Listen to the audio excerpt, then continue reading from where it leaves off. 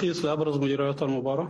كوتش ملخص عن بسم الله الرحمن الرحيم. بسم الله نبدأ وبه نستعين وعليه نتوكل. اللهم صل وسلم وبارك على سيدنا محمد وعلى آله وصحبه أجمعين. وبيراميدز الزمالك هيفوز بضربات الجزاء. بضربات الجزاء.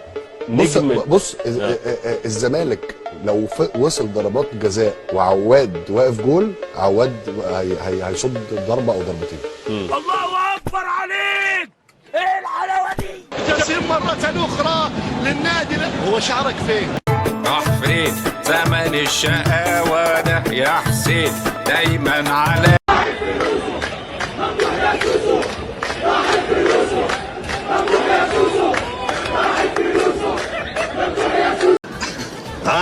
ابن مرة؟ هو مفيش ابن مرة غير انت الواحدة.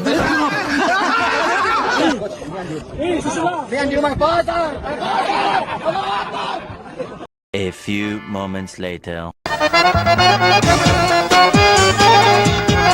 في جوز تحت لوحده. عارف انت متزوجون. مسعود فشر يا روح.